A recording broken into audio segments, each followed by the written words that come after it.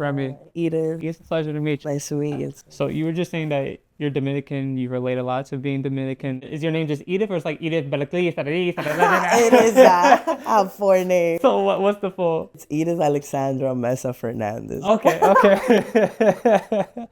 And when did you open this place? Because I thought I had this place forever, but it says grand opening. Yeah, so we just opened in September. Oh, wow. Congratulations. Thank you. Congratulations. I had a studio before this, so it was like a place inside of a salon. That's so awesome, but so much work. Yeah, you're basically working like 24/7. Yeah. And it's so crazy because I go home and I try to like watch a show or something, and then like somebody DMs me, and I make an appointment, and then I'm working again at home. Yeah. Or I could be like out with my friends and I'm just on my phone and they're like, can you get off your phone? And I'm like, I can't really do work. it. Yeah.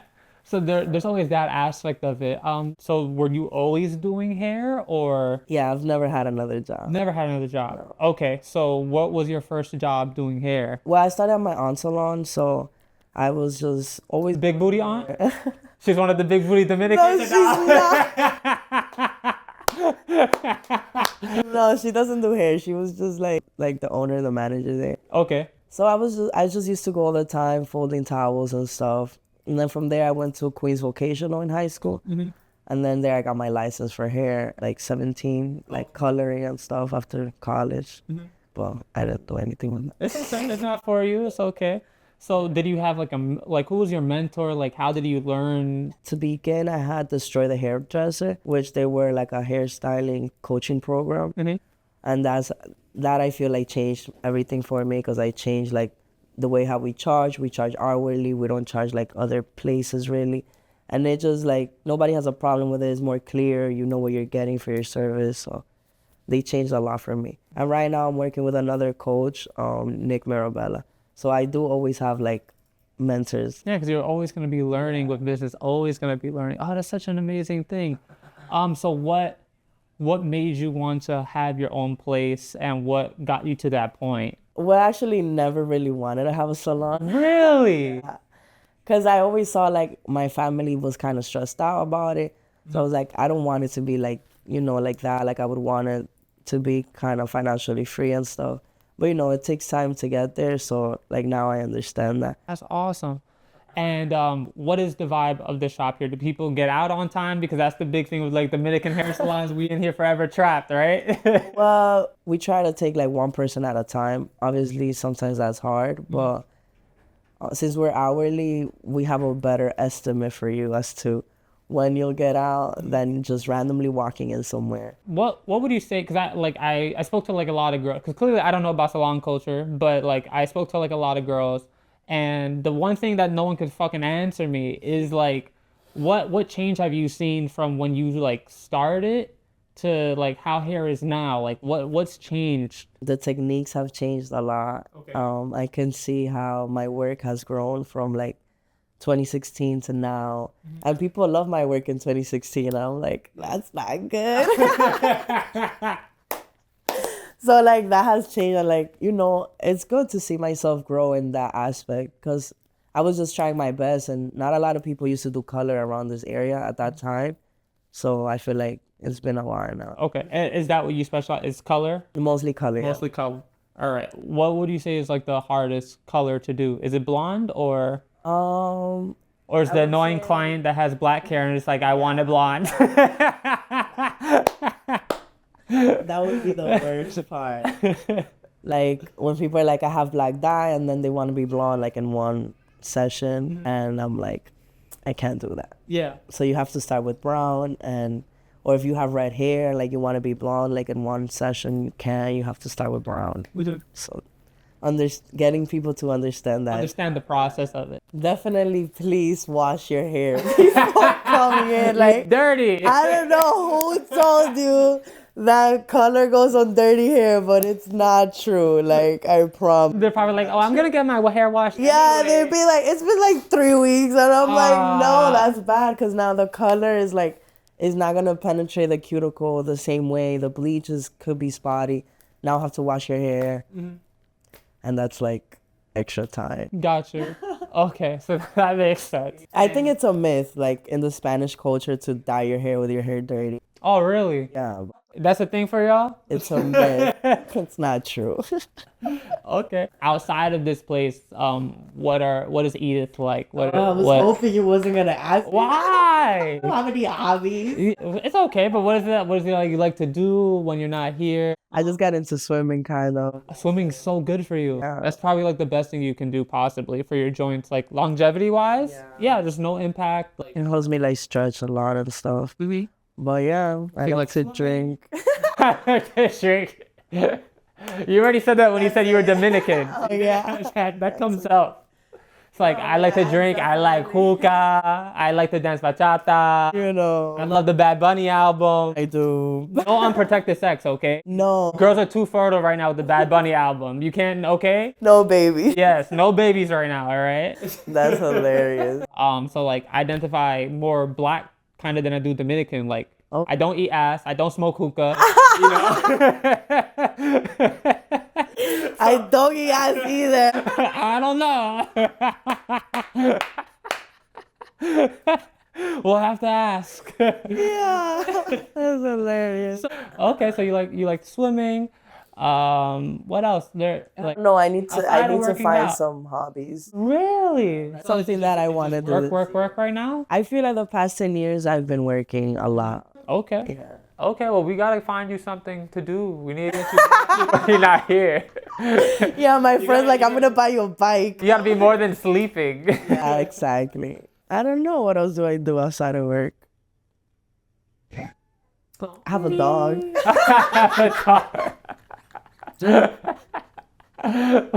What kind of dog? I have a Yorkie. A Yorkie. Oh, okay, so a little cutie thingy. But you should at least do something that you making a coffee or something. We gotta get you. I started making my own coffee this year. Did you get like a machine? No, I have Okay. Dominican. Okay, Dominican with a greca. Okay, there's nothing wrong with that. You like your coffee I strong. have a machine, but I don't use it. It's too much work. Do you drink your coffee black or like with milk and sugar? Black, one sugar. Oh, she likes it negro.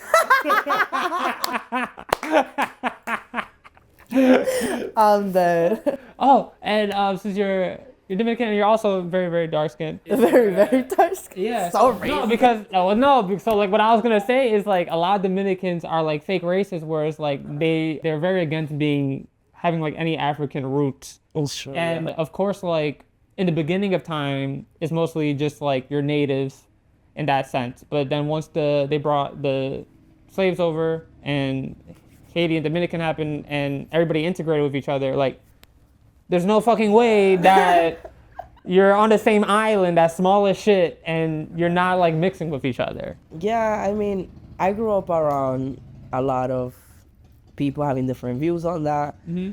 Sometimes they're Dominican and they'll be like racist stuff. Of course. A lot of girls that I speak to now, like we got relaxers when we were really young to like kill Short of the the hair. curly hair. Okay. So that's part of that Yeah. culture, trying to be like, oh, curly hair's bad, like it's called like pelo malo, and for some reason, like I don't know why, but And you the grow girls up look thinking that beautiful. it's bad. Yeah. Until recently, it became a trend to like have curly hair, and now it's like, oh, now it's cute. Yeah. But it wasn't cute when I was growing up. It was like, oh no, your hair must be straight. Yeah. And I love my straight hair. I was like, oh, I have straight hair. Uh-huh. But no, growing up, I had to like grow out of that and learn to like my real hair. Mm-hmm. Okay.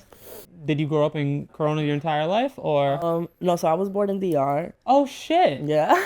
So you got the shot. I don't know why everybody asks me that. Do you have it or no? Oh no. So then you know. Okay, that's fine. Shit. So when did you come over? I was 9. Oh, okay. So you still had a good like time being there. I grew up there, What part of the art did you grow up in? Santiago. And what do you have like strong memories from there? Yeah, like in school, I went to school in DR and I had a lot of friends there. I had a great friend group and going to work with my mom all the time. Yeah. She's very hardworking, so Okay, that's where it transferred over. You're like, I can't have fun. I can't have fun. I must work. And then my dad's also an entrepreneur. He has his own like internet coffee thing. Oh. So I feel like I grew up around like Yeah. that. Hard work and entrepreneurship. Okay, and then like what would you say is like the culture of DR being there while you were there? was very slow. Nobody has anxiety, depression. Everyone's like just happy. Like they have a routine. I mean, it's hard to be depressed when you're like on a beautiful island with beautiful women and like a slow down pace. Yeah, Like, literally. was And there it's to be hot depressed? all the time. Yeah, was there to be depressed about? And the thing is, like, even though like some people in DR are like living in really really tough situations, that's the beauty of it. It's like not everybody is wealthy there, and a lot of people are living in these tough scenarios that like people here wouldn't be able to like imagine, but like they're still happy as shit, you know? They're grateful for like whatever they have. Yeah. It's just like food or anything. So what would be like one of your, do you have like a favorite memory from when you were there? I feel like playing around with my friends and like going to their houses and like I used to be part of like a belly dance crew. Oh really? Yeah. Bust it. Okay, so you used to do belly dancing. So yeah, that was fun. Like there's more activities in the art. Like they teach you activities. Like in school they'll teach you how to sew and stuff like that, like real life stuff. I feel like here they don't. They just kind of teach you Y equals MX plus B. Yeah, okay, yeah, no, this is the truth. You don't really get a lot of life skills, at least working, living in the city. If you live in like Midwest or like upstate or somewhere where they're still more connected to the planet, like you get that. The planet? I mean, yeah, because like here, like we kind of just like live on top of the earth, right? Like we wake up, we make our food, we get dressed, go to the subway, but like nobody has to deal with like killing the animal for the food or like going out to pick the food, like growing the food, taking care of it. No one has to care about, which y'all motherfuckers better get used to with the deportations. Like, you better learn how to cook. You better learn how to make your clothes because, we like, ain't getting shit. yeah, because once you deport everybody that's doing all those jobs, like, now That's what? true, Like, yeah. no one knows how to do construction. It's gonna be bad. Every back house of kitchen is illegal for the most part. So it's like, unless they're racist and just target like the certain areas that they want to target, y'all motherfuckers better learn how to cook.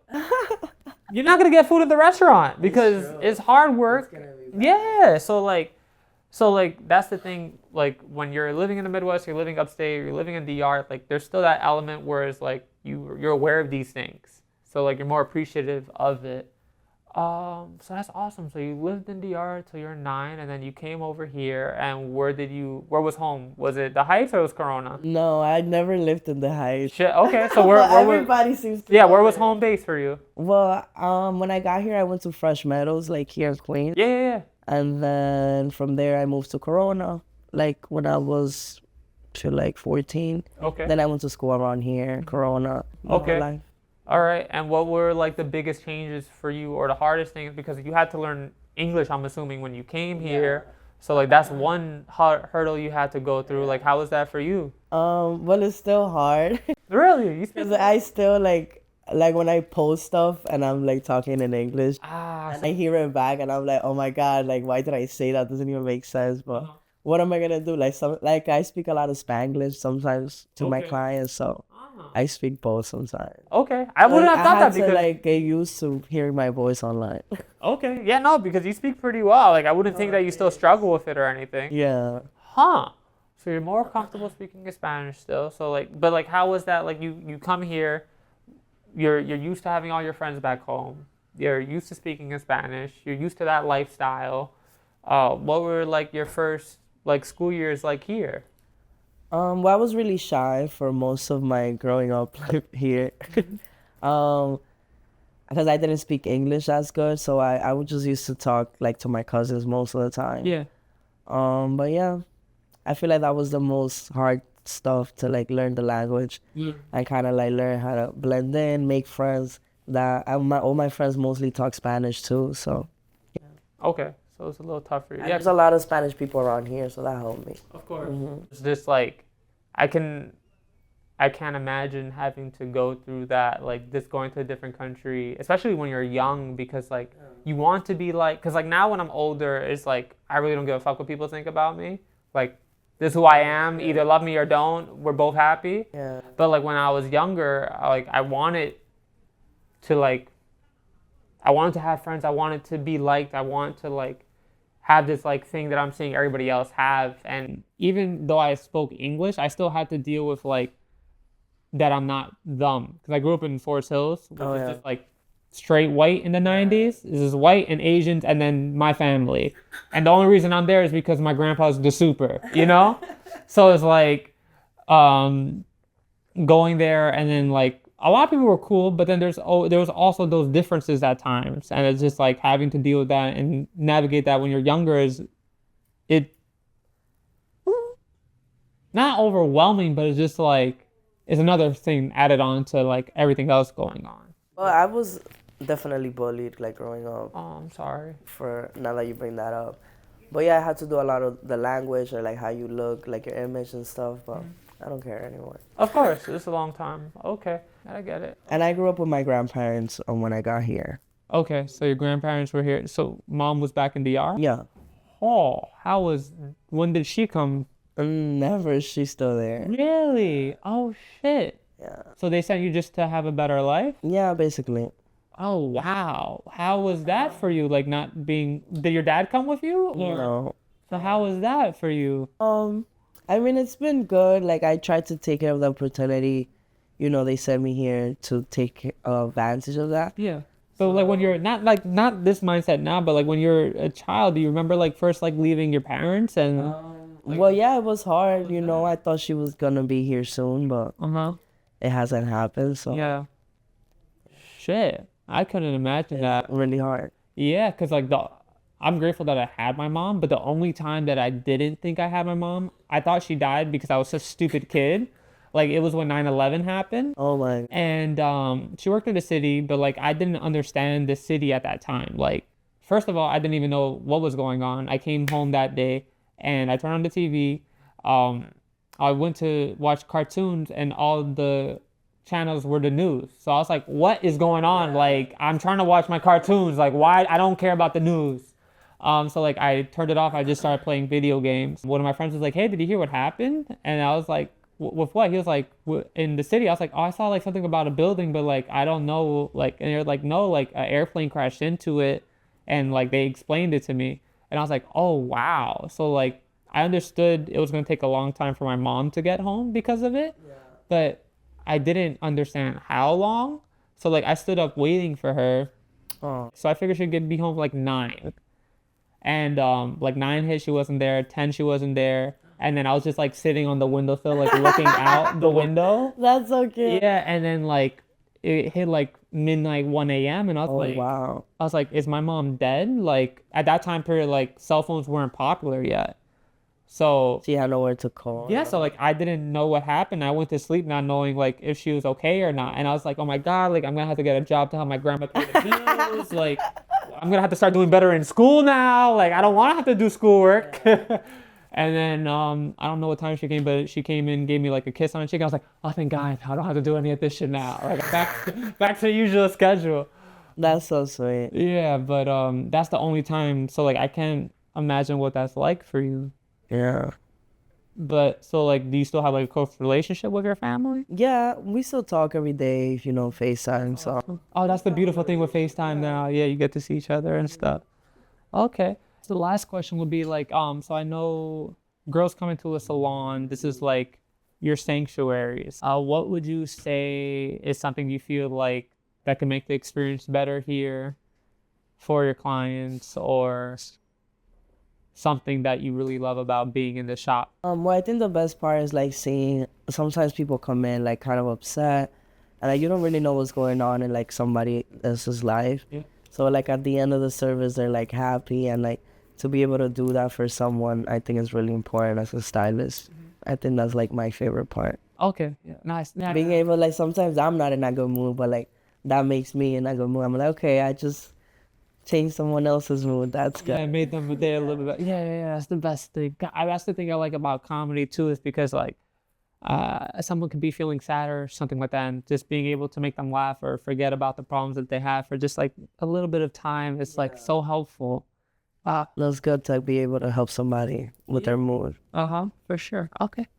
Touch talking to you, Edith. Thank you so much. I wish you So the much best. fun. And take a fucking vacation this week. All right? I will. Sometime this year you need one, okay? Stop booking me so I can go.